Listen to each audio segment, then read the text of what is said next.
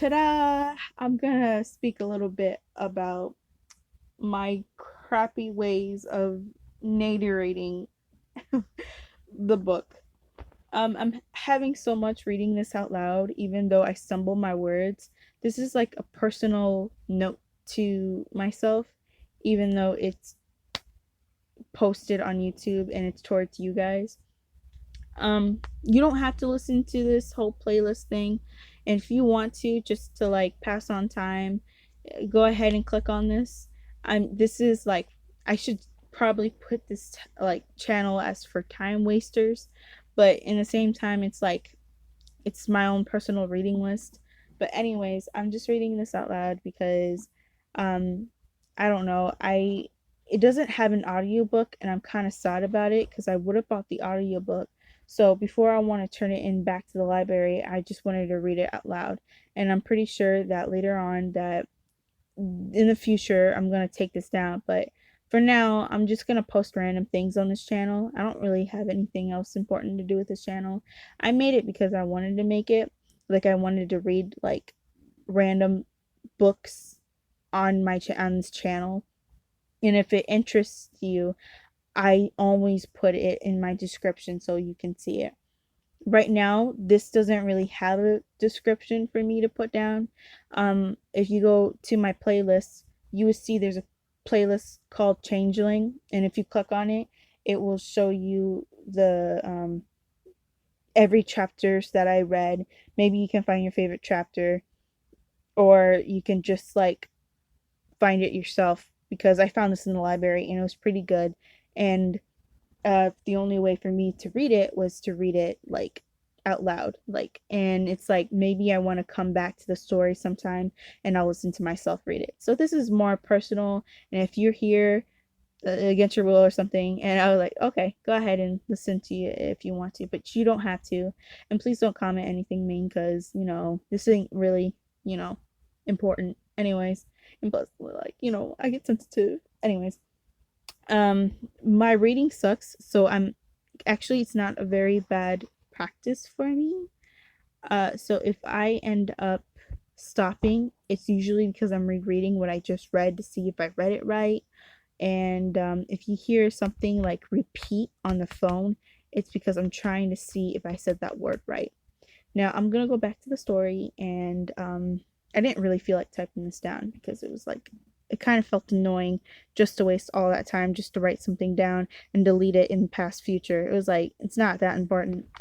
But I'm just explaining to you, like, if you're so confused, like why is this continuing? It just is. So back to the story.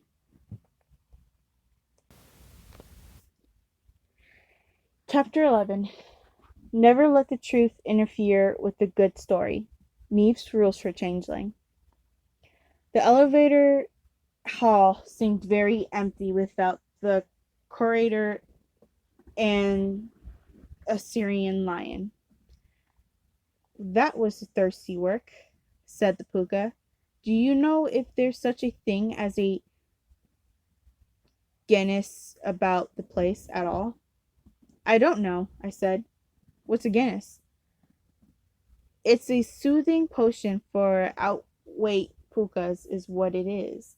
And I'll be wanting a good deal of it very soon. If it's quite convenient. Convenient. He was looking at me with those flying eyebrows raised, waiting for an answer I didn't have. I shrugged. You must know, he said surlily. I am clean I am clean out of my element, Neef. My nature tells me to wreak whatever havoc may suggest itself. If I can't follow my nature, I must follow you. I looked from him to the changeling, balled up behind pouted palm. I'd hoped someone else would take the charge now, but it obviously wasn't going to happen. I signed. I know about the Guinness now. I know what Guinness is, I told the puka. So Satchel probably won't either. We'll have to go to the cafeteria in the fountain court, Puka. You can call the elevator and I'll get Changling. Right you are, said the puka. What is an elevator for all love, and how does a creature like to be called? On the ground floor, we were greeted by a small green-black cat who leaped in as the elevator door opened, wound herself around my ankles. The museum guide lists Bastet as an ancient Egyptian Bo's coffin for a scarred cat. She insists she's leaving a goddess, and I guess she oughta to know. She's got a narrow, elegant face and bat ears, and I was so glad to kiss row, elegant face and bat ears, and I was glad to see her that I have picked her up and kissed her if I thought she would let me. Don't think I've missed you, she purred, or care what's going on or why everybody's talking about you. I'm just here to keep an old market woman companion. The old market woman was waiting for us in the hall, her face twisted in furious snarl. It didn't mean she was angry, but was just how she'd been carved. She's a dachshund, someone who conducts tours of museum, her specialty of Greek and Roman statuary. She is also my ancient Greek and Latin teacher. Avnif, she said, Corbetis? To the cafeteria, I answered. We're hungry and tired, and Puka wants Guinness. What the heck was it again? I just wrote this down. Guinness. There we go. Okay. We're hungry and tired, and the Puka wants Guinness. Do you know what a Guinness is? The old market glared at me. Her voice was calm. Some of the barbaric alcohol drink, I think. I heard the wild hunts in the museum airspace, Bastet said, popping up between us. Did you bring it? And what's the puka doing in the museum? And why are we wearing a spider silk dress? And where is the fraudery come from? And why did you bring her here? I don't know what that word means either.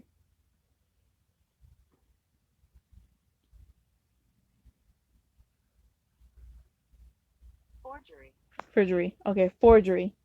Why did the forgery come from? Why did you bring her here? I glanced at the corner up by the elevator, where the changeling stood, stroking the embroidered flowers off her sleeve, humming 3 notes up, 3 notes down. I chewed my lip.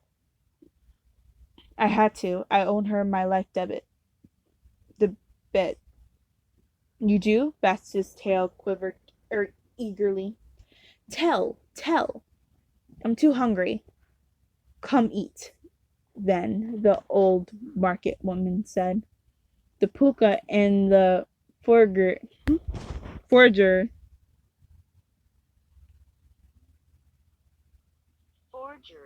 Forgery. Thank you. Thank you, Google. I am not. Forgery, of course. I thought Changeling was still too freaked about to be listening, but I was wrong. I am not a forgery, she declared. I am a pre-adolescent girl. Bastet tapped over to her, sat down with her brow's tail around her paws. You're not a girl, she told Changeling. You were made a fairy, but not one now, at least not entirely. That is nonsense, Changeling said. People are not made, they are born, and fairies do not exist except in this dream. You are teasing me. I do not like it. The old market woman turned to me. Has no one told this changeling what she is? I've tried, I said. It's not my fault if she doesn't believe me. Can we go eat now? And Bastet's changeling is under my protection. Could you just please be nice to her? I am a goddess, Bastet said with dignity. I don't need to be nice, but I will try to be polite. According to the old market woman, the fountain court is based on the Artune of ancient Rome house. There are slender columns holding up a vaulted ceiling, and between them is long, shallow pool. Common-shaped browsy dolphins dance to the surface of the water, ridden by cheerful brom, brom,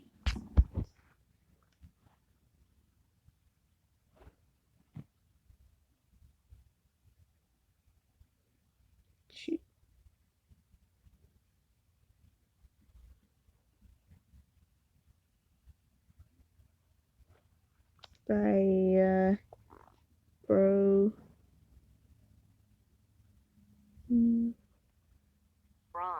Bronze. Okay. I'm using this word so much, I look it up. There are slender columns holding up a vaulted ceiling, and between them is a long, shallow pool. Comma-shaped brows dolphins dance on the surface of the water, ridden by cheerfully browsed boys with tootle softly on double flutes.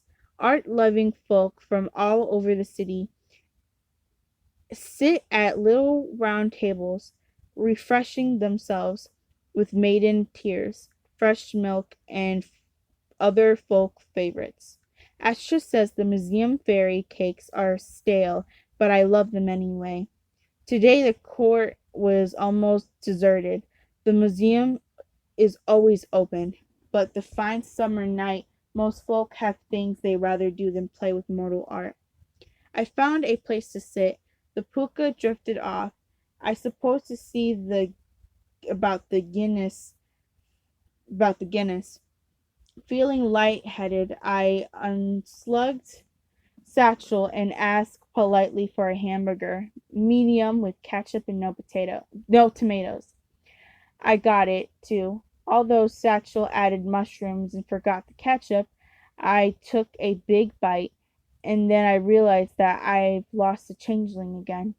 I checked the corners, then thought of looking under the table, and there she was, curled up around her pestle like a plump, flowery dragon.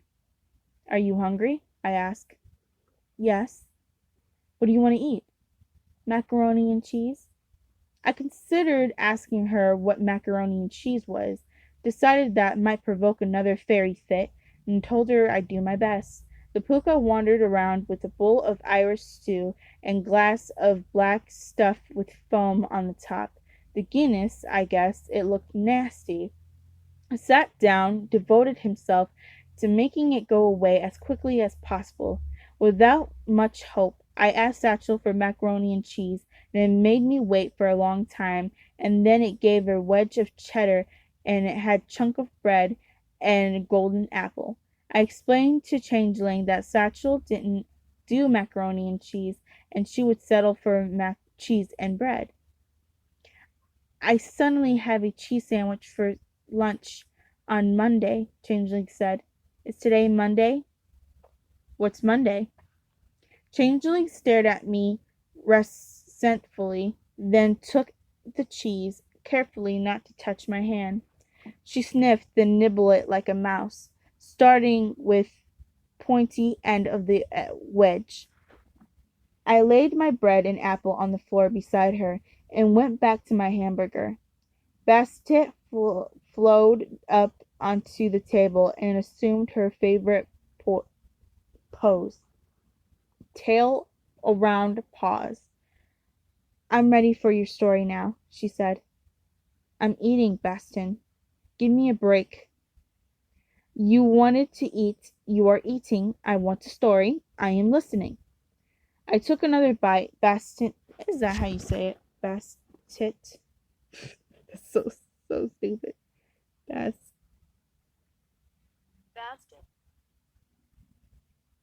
Okay, so I was saying, alright. I took another bite. Bastet watched, unblinking, while I chewed it. Story, she said. I knew Bastet. She wasn't going to stop pestering me until I did what she wanted, and I wasn't the only one. While I was feeding Changling, the old market woman had appeared behind me, also the Asturian lion, in a suit of 17th century parade armor, a bodhisattva of infinite compassion, and a dozen other dachshunds from various periods of art history, all staring at me eagerly. The curator, the curator seated himself. Curator, I don't freaking remember. Seated himself across the table. I am not all pleased with having the wild hunt infesting my airspace, he said. Though they worry the exhibits. They put off visitors to the museum.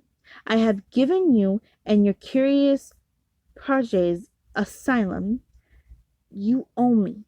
You owe all of us an explanation.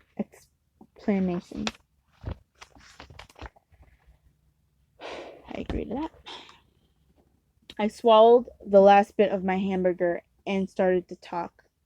Usually, I like telling stories. I know all the patterns and the traditional plots and tell you what kinds of events usually go between once upon a time and they lived happily ever after. But the story of how I brought the puka and the changeling to the Metropolitan Museum was full of extra things that tales like the 12 dancing debutants don't have no happy ending in sight. Still, I did my best to make it all fit a fairy tale pattern.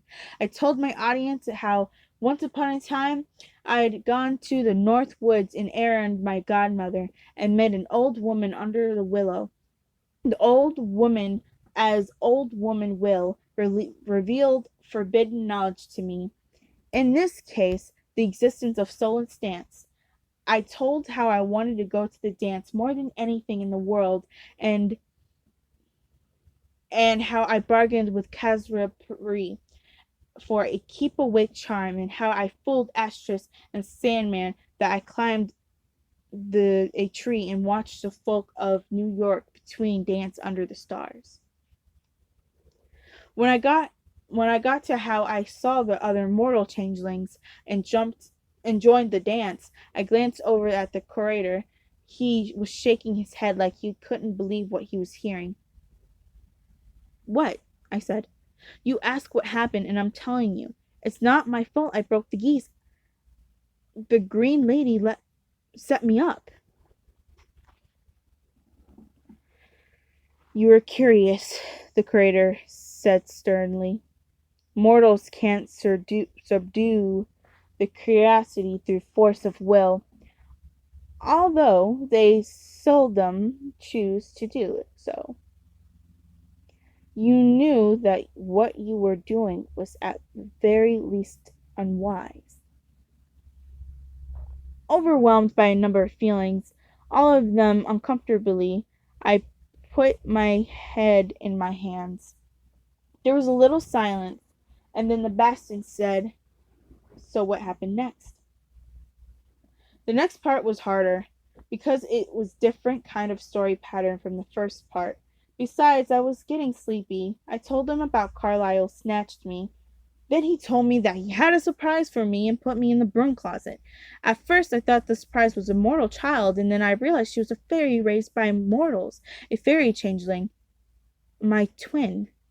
My throat closed up. I coughed and plunged on. Fascinating, the curator said. And then I stopped talking.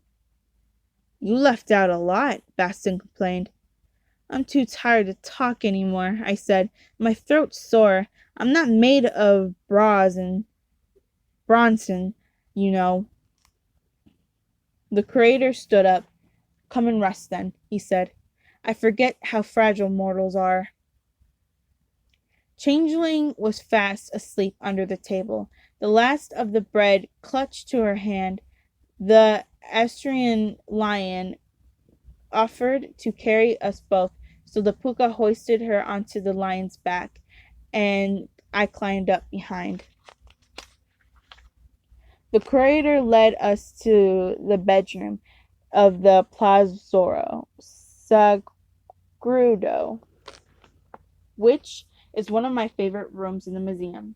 All of the green brocade and those glided curlicues always remind me of park in the summer, and the sun shining down through the leaves. Unfortunately, it's infested with pudgy little boys wearing tiny wings and nothing else. They're called armorni, but I think of a lot of better names for them.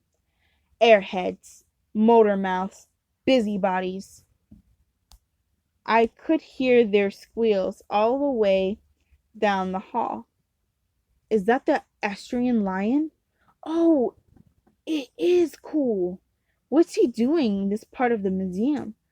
What's that on his back? That's Neef, you dork. She comes here all the time. Look, guys, someone's copied her. Cool. Are they going to sell it in a museum shop? When we got to the door, the curator held up a hand. Silence, all of you, and listen well. I have an important task for you. This mortal and her companions are wary. You will watch over them as they sleep. Like guards, you mean? In case anybody tries to get in and steal them? And any wait, in case any of them tries to get out, the curator answered dryly. Especially the puka. I waited for the puka to make some sarcastic comment, but he already stretched out in the middle of the rose brocade bed, with Changling curled beside him, like a flower-covered rock. I flopped down on my stomach and hid my face in my crossed arms, so I didn't have to watch the Emberian watching me. And then I fell gratefully asleep.